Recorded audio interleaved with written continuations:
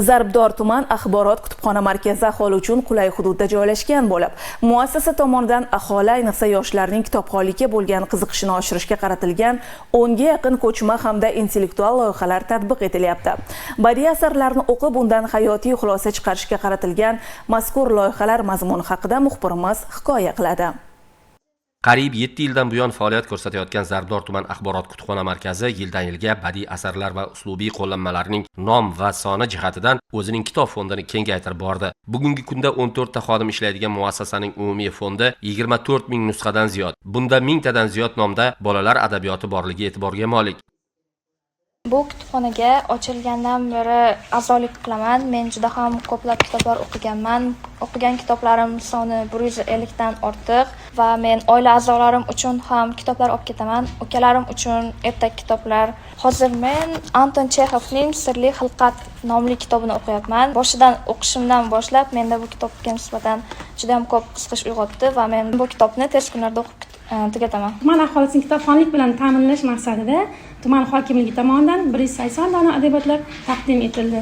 Bu esa albatta tuman aholisining, o'quvchi yoshlarning bo'sh vaqtlarini unumli o'tkazish hamda kitobxonlik sonini oshishiga sababchi bo'lib kelmoqda. Bir kunda 50 dan ziyod turli yosh toifasidagi yurtdoshlarimiz kelib mutolaa qilishni o'zlariga odat qilishgan. Hozirda 8 ming nafardan ziyod doimiy o'quvchiga ega muassasadagi o'quv sharoiti mazkur ehtiyoj uchun to'la-to'kis xizmat ko'rsatishga yetarli. Zarbdor axborot kutubxona markazida kitobxonlarimiz anchagina faol. Ushbu kitobxonlarimiz viloyat bo'ylab respublikaga mana shu kitob o'qish jarayoni bo'yicha har xil loyihalarda, har xil tadbirlarda qatnashib, faxrli o'rinlarni olib kelyapti.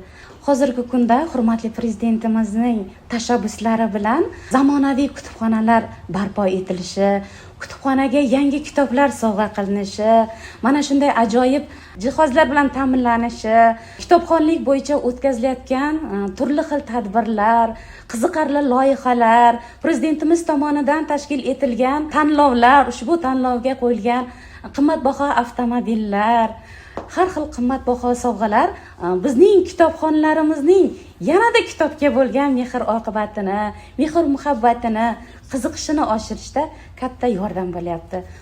Kutubxona tomonidan sovg'ali kitob, kitobxon rahbar, omadli kitobxon, bir kunda bir sahifa, milliy qaynona kelin, yo'l-yo'lakay kitob o'qiymiz kabi bir qator intellektual va mobil loyihalar yo'lga qo'yilgan. Eng muhimi, tumandagi 12 ta mahalla bilan o'zaro shartnoma asosida ko'chma kutubxona tashkil qilingani kitobsevar yurtdoshlarimiz uchun ayni muddao.